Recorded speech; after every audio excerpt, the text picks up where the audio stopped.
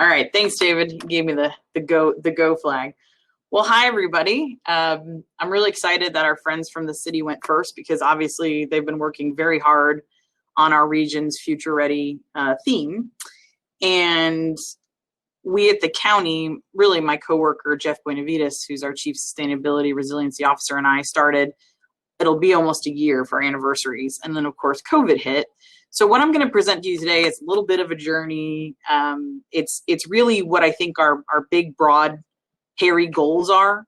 Realizing that we are talking to some, local companies. We really want to put special attention to working with our local tech companies, but frankly, running a $243 million national CARES, bucket of funding that really can't tie to all the future ready projects we have has slowed it down. But with that, we're going to be optimistic, and I'm going to share some, I think some really exciting areas of how we work with the city. And I think the first thing you saw with their future ready plan is really an infrastructure and, all of the massive capital improvement projects and big infrastructure needs that we have. I would argue that this presentation is going to focus on our future, our ideal community of tomorrow for all, really focusing on citizens and residents. And so that's really the technology that you'll see. So with that, I'm going to briefly play Mayor Demings, who I work for, his vision of EPCOT, Experimental Prototype Community of Tomorrow, and what this ideal community could be in very broad terms. Then I'm going to take us on a little bit, because we have a little bit of time, a quick history trip of some footage that a lot of people really never saw when it comes to what was Walt Disney's original vision for EPCOT down here. And I think a lot of you will find it surprising. The theme of today's address is, we will build our community together. The three pillars on which we will build. I see that the video is not playing. Sorry.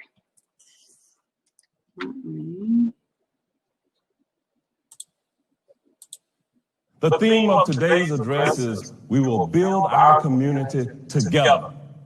The three pillars on which we will build are innovation, collaboration, and inclusion. It is with these three central pillars in mind that I ask you to join me in making Orange County the experimental prototype community of tomorrow. Our individual contributions will achieve collective impact that counties, cities, and communities across our nation will look to as an example of the excellence and a beacon of hope. So some of you actually sat on the mayor's transition team and the creation of my job, which was essentially the role of a chief technology officer who could do two different duties. The first was to modernize the county and, again, bring in emerging technology, which is that part of the title. But the other part was to make sure that we celebrate all of the fabulous technology prowess and the tech talent that's here in the region, and put that on a national stage like the convention center, or build private public demonstration sites in that sense of future ready, and demonstrate this to the world as 75 million tourists typically come through here. So, I'm bringing all this up because that's really my role and what I'm hoping to build further the mayor's vision.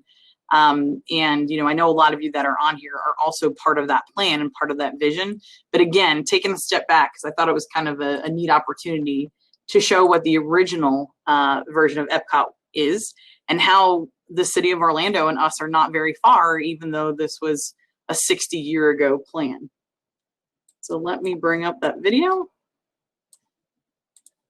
Now, the full video is about 49 minutes. It's available from YouTube from a group called Defunct Land, and it does cover many other spectrums of why inevitably this EPCOT failed. The rest of my session will be focused on, how we're going to make sure that it doesn't fail. And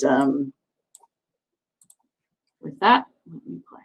Walt Disney, like many people in the late 1950s, was worried about the state of many major American cities. He was concerned about crime, poverty, education, and other issues. But more than anything, Walt Disney was obsessed with traffic.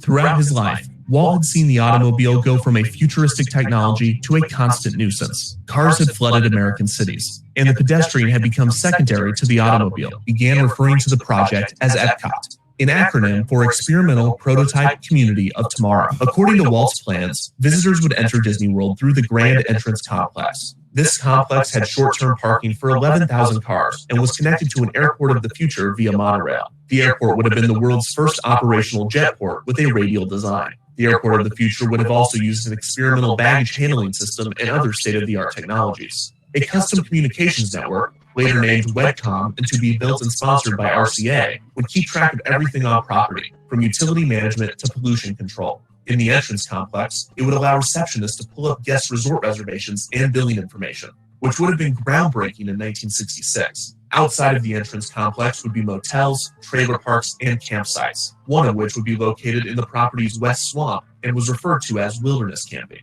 After checking in, guests would board a monorail and head north to start their vacation. The first stop would be the Disney World Industrial Complex. Also radially designed, this 1,000-acre complex would provide employment for many of EPCOT's residents. In the renderings done by Davis and his team, one complex with 6 branches was featured. Guests or residents would leave the monorail station and board a People Mover car. The People Mover was a transportation system developed by WET Enterprises. In Disney World's Industrial Park, there will be a different People Mover track for each branch, taking residents from the monorail line to their place of work or taking guests on a tour of the facilities. Each branch would feature multiple buildings surrounding the People Mover station, with parking behind each for commuters. The facilities would be run by major American corporations, with GE, Westinghouse, Monsanto, and RCA approached to use the space.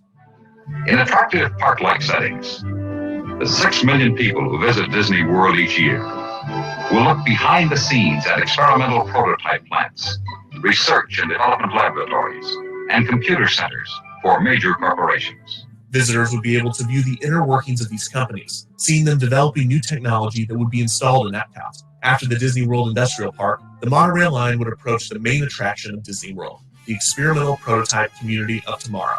This impressive 5,000-acre city would, unsurprisingly, be radially designed. The city would have been 3 miles in diameter and divided into 4 sections. The center of EPCOT would be the city's Business and Commerce Center.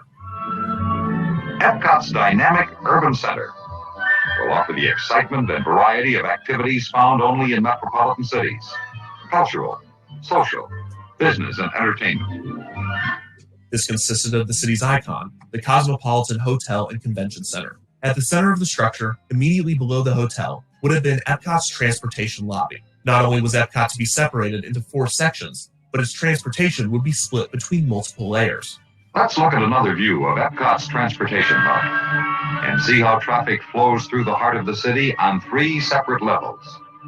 At the bottom of the stack is the truck route, reserved for supply vehicles. The middle level is the automobile throughway, exclusively for cars. Adjacent to the roadway are parking areas for the convenience of hotel guests. A key feature of EPCOT would be its lack of stoplights, which Walt believed were a major cause of traffic. The parking below the city was reserved for hotel guests and apartment residents, but it would have been made prohibitively expensive to encourage residents not to own cars. One idea was to have an extensive electric car rental service for residents wanting to leave on the weekends. Pedestrians would roam above the automobile layer. Above pedestrians, people movers and monorails would zip by. The transportation lobby was the central hub for all of these modes of transportation. Immediately outside of the central shopping district were high-density apartments, as well as other non-retail buildings such as administration, fire stations, post offices, sports stadiums, libraries, and hospitals. The hospitals would have tapped into WEDCOM, which would have easily stored and quickly distributed medical research and patient data. After high-density housing was EPCOT's Greenbelt, which would have featured parks and playgrounds, as well as the city's churches and schools. Walt had ambitious plans for EPCOT's education. He wanted to reimagine the school curriculum, replacing lectures and tests with a game-like learning environment. Children would take courses on a computer, which would tap into WEDCOM's network, allowing them to take classes from nearby colleges remotely. There would have also been a closed-circuit television that would have allowed corporations to teach classes from the industrial park. Finally, after the Greenbelt would be EPCOT's low-density housing neighborhoods, where the majority of citizens would live. Like the industrial park, People Mover tracks would take EPCOT's residents from the city center to their homes.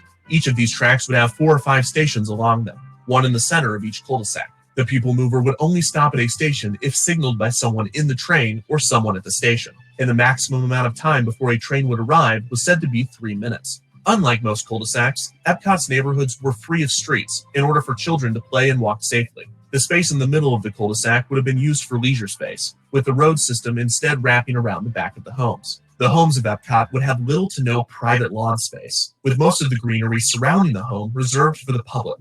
The house itself would be, quote, completely self-sufficient, according to Admiral Joe Fowler, a longtime collaborator of Walt's. Every house in EPCOT would have been self-powered, possibly by some form of renewable energy. Much of the house would have been automated.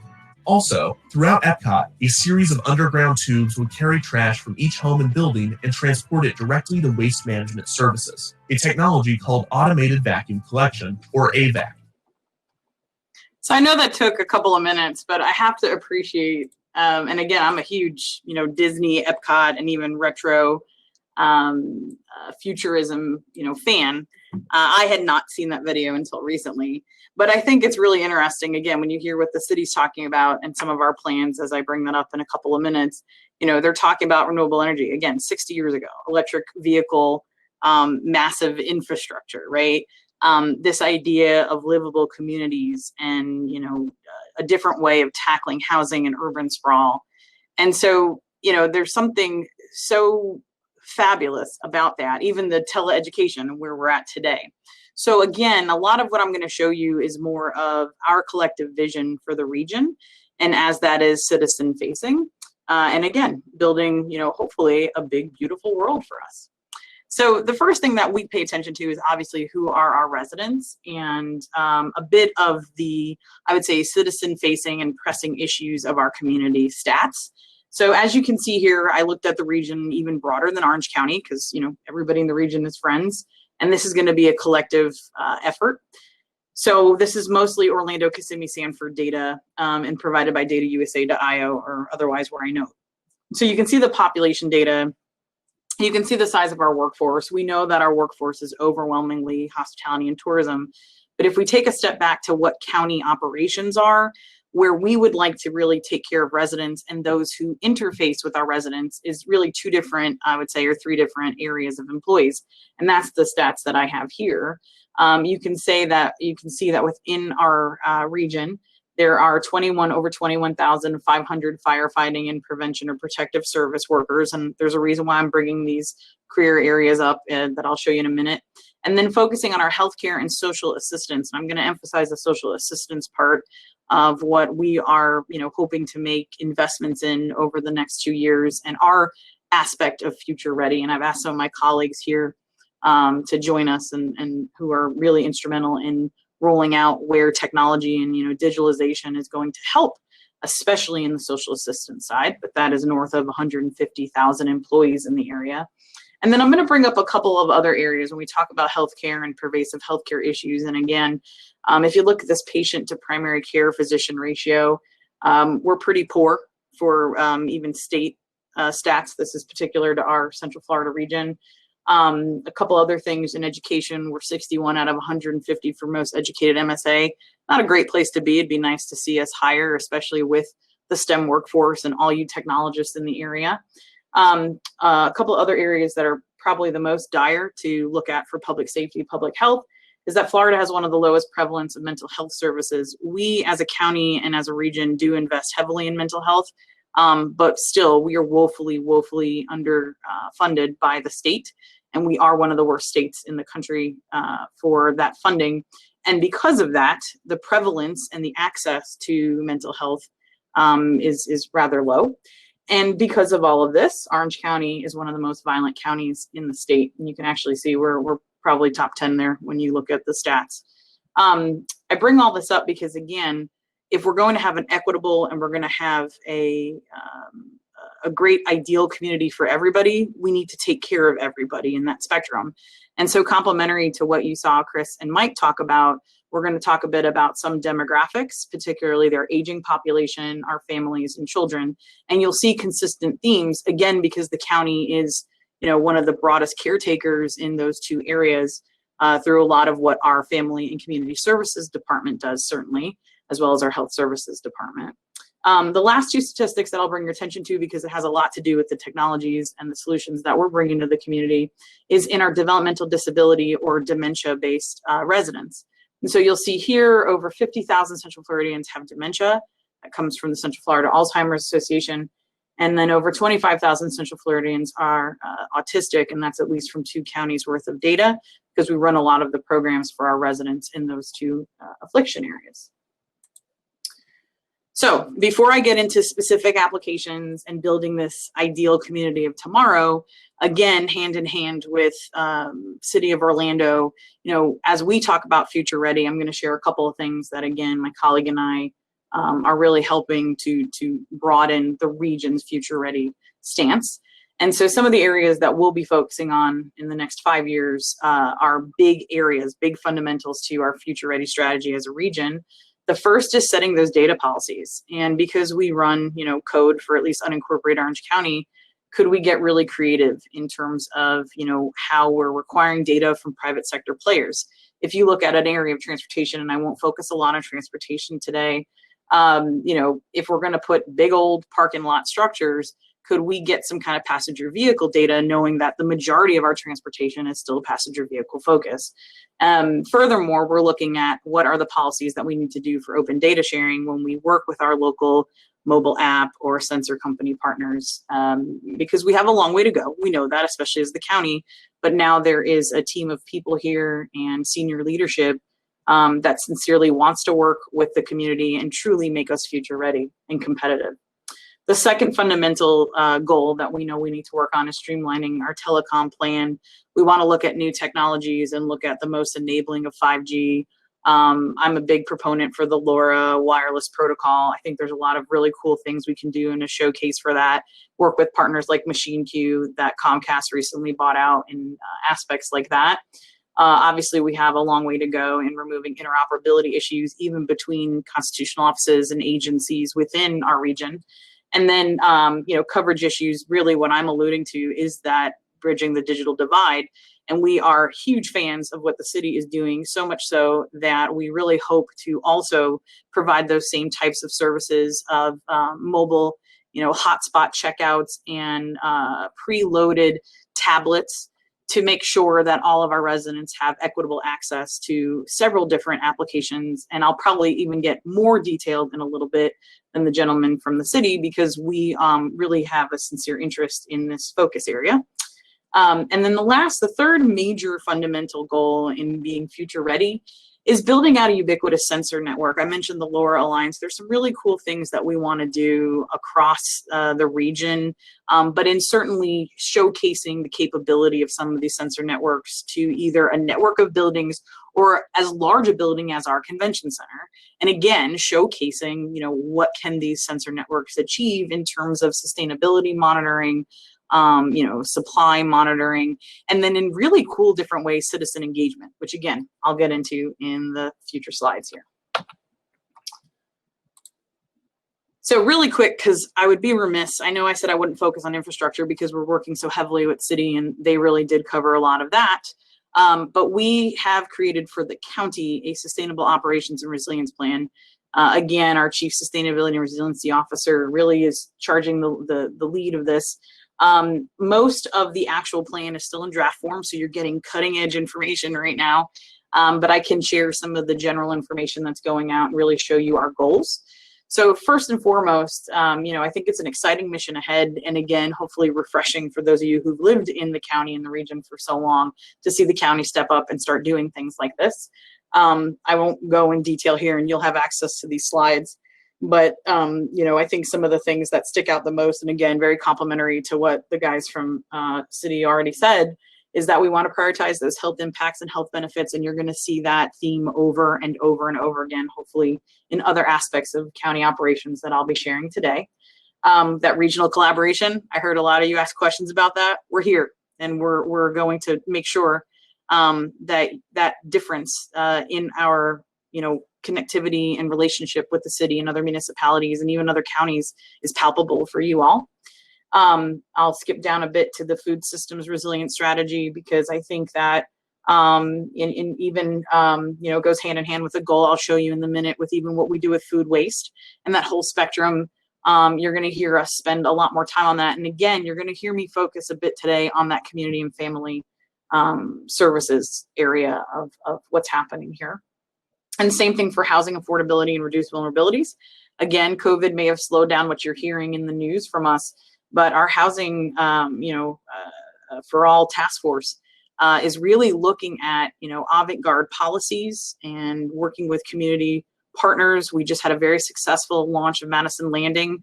I think there's a lot that you're going to see churning out of that, and where technology and innovation takes a step there is in potentially building a prototype of new housing infrastructure and new communities and the layout of those affordable housing communities. So stay tuned, because I think you're going to see some very cool things come out of the task force there. And then, home energy efficiency rebate programs, helping people age in their homes.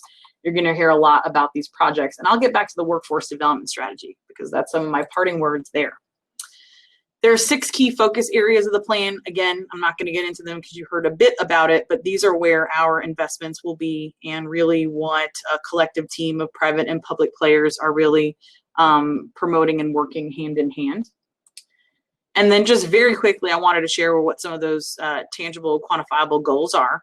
Again, complementary to what you heard Chris in particular talk about from the city. Some of these may be a bit aggressive, but you're going to see where, we're making a sincere effort across all of the county assets, from waste to, again, our energy saving programs. There's one here that has to do with transportation, and I would even argue, ties into smart city here at the county. When we talk to the city, we like to call it smart government infrastructure, just so we're thinking regionally and collaboratively. But we do have a sincere effort to improve vehicle, bicycle, and pedestrian roadway conditions. That includes safety, that includes traffic congestion conditions, several other factors, by this pretty aggressive goal of retrofitting 300 intersections with new technology or upgrades to existing technology in that sense, and also getting us prepared for autonomous vehicles and connected vehicles. So, like I said, the remainder of my talk is going to be a lot more on areas of passion, areas of, what's coming out societally. But even when you see the EPCOT video, addressing crime, addressing poverty, addressing mental health, and making this a community that everybody is happy, right? The pursuit of liberty and happiness. This is really tangible, and we are wanting to look at and invest in technologies and solutions that, again, will impact the broadest amount of our residents.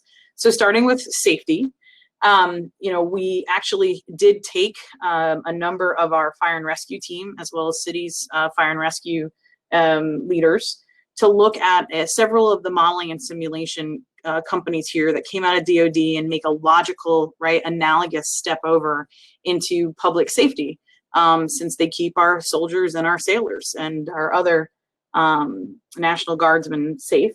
And so with that visit, we started to look for, experiential reality, so augmented, virtual, mobile apps, anything that would help our first responders in training for what's to come.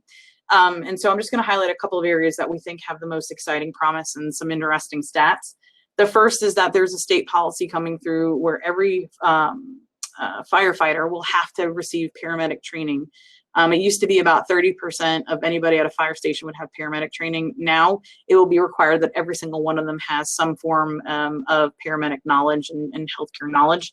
And that's a big shift. And when you look at the operations of, training the thousands of firefighters that we have, that's a tough order, because these folks have very long shifts and very little time to be trained. So how do we get, customized and kind of singular training to each fire station, so that on the job and while they don't get an emergency call, that they can actually train for these new information, data points and knowledge and know-how that is very hands-on for paramedic treatment that needs to come down the pike. And so that's one of the areas that we're looking at right now, is how to get pervasive training to everybody virtually. The other two bullets also go hand in hand with virtual training, and these are the ones that are very near and dear to my heart, and I know that the guys from the city are very interested too. And that's what we're calling vicarious training. So if you could give first point of person view, predominantly in immersive virtual, although you can do desktop simulations as well. But if we can give all of our first responders the training to see through the eyes of somebody who's different than them, if you can imagine the implications of that, and I'm going to visit this theme later on, What a wonderful world we would live in. And interestingly, going hand in hand with empathy training, when we took our firefighters out to these simulation companies, and there's a few that we're looking at right now, how could we deploy this technology for their use? They would argue that 60%, now this is not, a researched fact, but this is coming from anecdotes and coming from the field, that our firefighter said they think over 60% of 911 calls is somebody with a developmental disability like autism, or a geriatric person that has some form of dementia. And that confuses the situation. If a family is with somebody, even a child who's being resuscitated, it can be a scary situation for the family. And a lot of our firefighters were saying if they could just learn how to be empathetic and kind of see through the eyes of that family person, right? Because they have their job to do. They need to resuscitate the person, save the person. They have a lot on their plate. But they argued it would be great, not just in training everybody, but also for assessing who's coming into our first responder markets as a new employee, and would better help them assess those skills. So it's a sincere effort that, I think it's an exciting use of technology, but for much greater and bigger gains. The second bullet is, again, some that you heard from, especially Mike talking from City of Orlando, and that's this digital twin modeling of the, larger areas of the city, unincorporated Orange County, our roadways, and other infrastructure, but also within buildings. And when we met with the public safety team for Future Ready, these were a lot of efforts that cross-pollinated in interest amongst, again, mostly our emergency management and first responder teams. And then the last one's a pretty exciting project. This was actually done, again, because of I'm learning my sunshine laws, and I'm learning about procurement, so bear with me, I'm new to this field, but we worked with about 4 to 5 all local tech companies on a very cool technology that we try to go after Department of Justice funding. Everybody has the proven technology on their own, but together it's never been put together.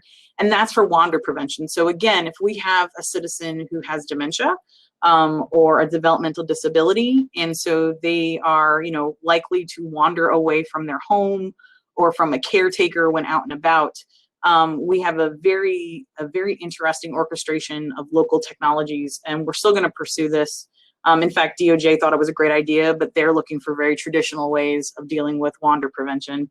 But this would be a network of our existing CCTVs and some new aspects of drones that the county is looking at right now, mounted with basic optics and some computer vision aided technology with the optics on board the CCTVs as well as the drones, to have individuals that have already signed up for facial recognition. So we already have photos of these individuals in databases for, again, taking care of demographics that are likely to wander.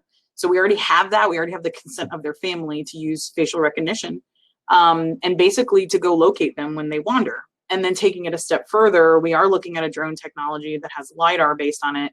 So if a wanderer happens to go under the tree canopy, that you can actually, if that they're within a proximity, we can deploy the drones to essentially find that wanderer. Now, I know this brings up a lot of issues about Big Brother and all sorts of other things. And so, when I go back to those fundamentals of Future Ready, these are all those types of data policies that we need to really get on board with the residents and our community and all of our stakeholders and decision makers in that space, and make sure we're on the right page. But at least for this particular scenario, all the way up to Department of Justice at the federal level with consenting families and, wanderers, this is really a technology that's ready to go. And the next aspect is public health, and I'm going to avoid, again, trying to be optimistic and talk about some really cool ideal community of tomorrow ideas here. There's a lot to be said about COVID and a lot to be said about contract tracing.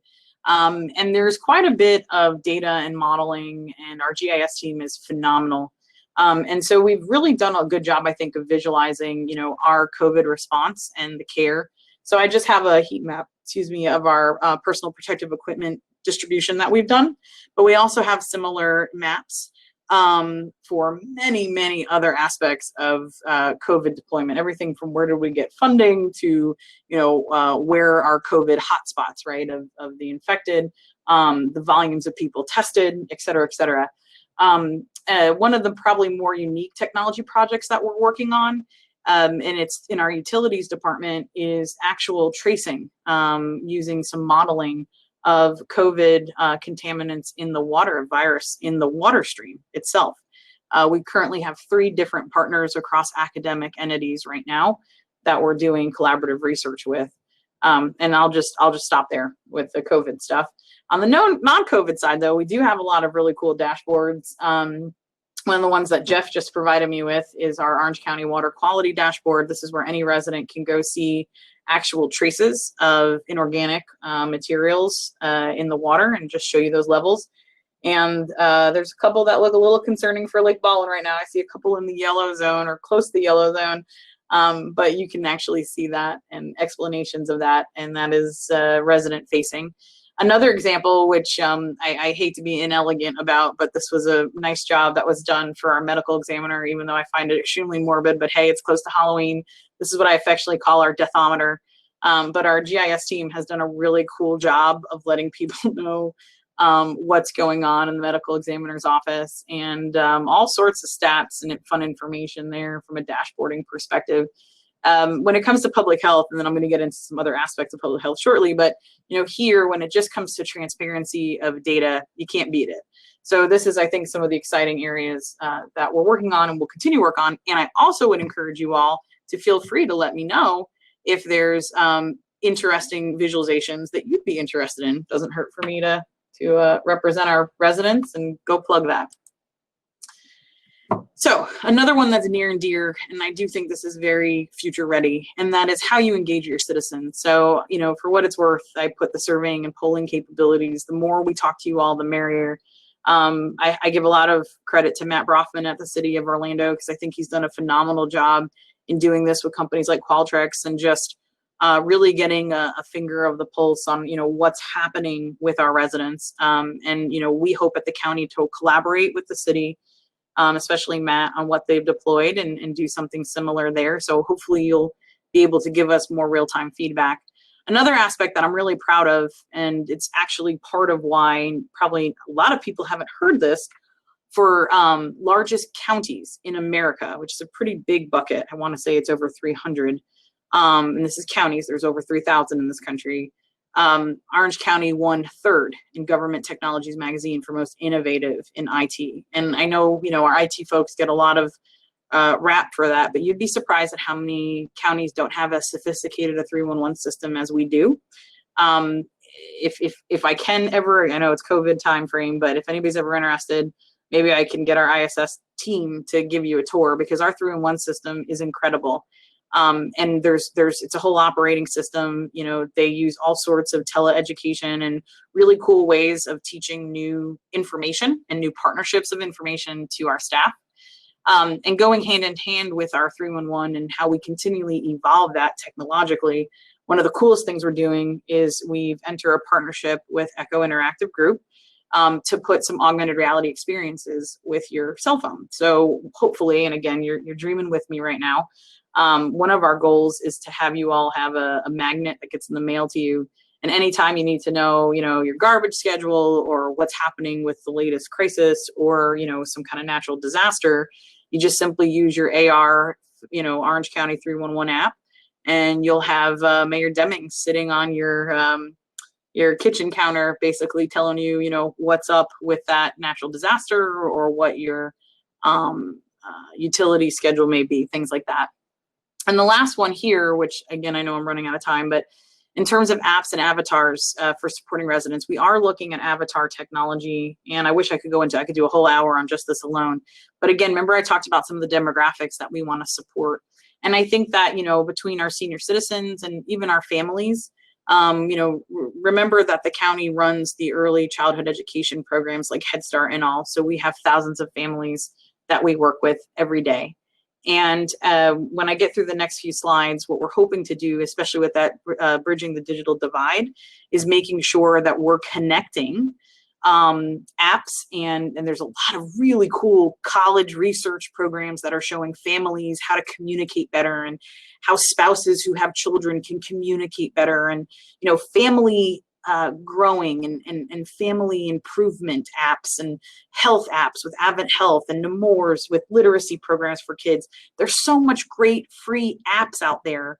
The county's planning to curate through all that and make sure that we have those in our tablets that we provide for the Bridging the Digital Divide project. So similar to that, the last few slides I have, because we own such a large Parks and Rec, and I think this is another project we'll be working with city with certainly. COVID has exacerbated the need for virtual recreation rooms. There's a couple of places around the country who've done them, but I'm just going to say a lot of you on here are better than that. You are amazing digital graphic and mobile app designers, and we've got some rock stars in this region. We'll be engaging with you soon to go build way better rec rooms and way cooler virtual after school programs and summer camps, because we know COVID's not going away, and it's really dipped into how our parks and recreation programs can help families, right? Especially with after school options or summer camp options. And so, this is one area we're definitely interested in. And then augmented reality enhanced playgrounds and trails. It's a project that we're hoping to deploy again with the city as well. There's a company in New Zealand, but we're hoping again we can work with local partners because we've got a lot of that talent here. And that goes hand in hand with the exercise equipment for our adults, and even especially for our senior citizen populations. Could you use augmented reality experiences on the Orange County app along with the exercise equipment that we have to basically tell you how to work out better, or what you're doing could hurt you, basically your virtual coach, if you will, in your pocket.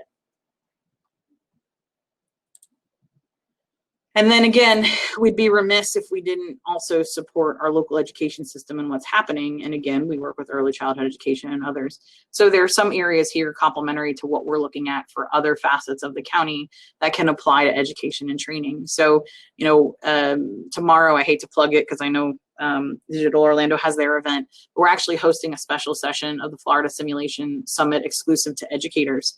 And it's focused on new tools and new technologies through XR to really enhance the classroom, especially in a virtual environment. And then a big topic near and dear to my heart is much of what I was talking about earlier. As much as we can do vicarious and empathy training for our first responders, we do have a lot of social services and first responders who we have to worry about their mental well-being. And COVID has only exacerbated that. I have studies, if anybody's interested, in just how bad anxiety and depression and stress can actually increase almost 50% in frontline workers dealing with COVID. But, I'm talking about my 911 folks, again, my social services people working with, our foster children here at our large group home. We have to worry about the mental well-being of those who are taking care of those with, hard mental illness issues, the families and caretakers of elderly populations that are dying or are sick. There's a lot of people in our community who could use that. Last but not least, I just wanted to leave with one more future ready plan aspect, and that is big, broad parts of future readiness that may not just be, incredibly technological. We know with COVID especially that hospitality and tourism is not the only industry we really need to provide for, higher wages and big opportunities for our citizens. So we are sincerely going to focus on industry diversification. You're going to hear a lot about that. We're going to the Board of County Commissioners the first week of December, as long as everything's fine, to talk about a big industry diversification initiative.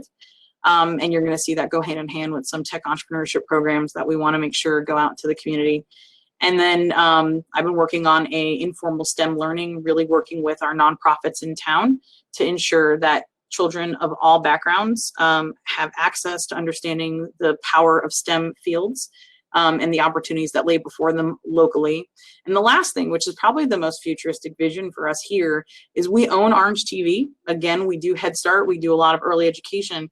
If we can build that citizen of the future with the 6 C's, which, there's a lot of expertise of this coming out of Orlando Research Park, and we can deploy that in sound bites, in videos, and ensure that children who are, being raised at home before the age of 4 can be innovative and can learn how to be in STEM fields or build solutions of tomorrow, well, then we're future ready. So with that, I've got 3 minutes to spare. I'm coming in under the clock, and I welcome any questions. As Mike Hessett offered, I'll be happy to stay in the networking area, though I'm really kind of curious to hear what President Cartwright's going to talk about But, thank you for your time and taking a journey with me. And I look forward to working with each of you and hearing more about what you want to see in your community.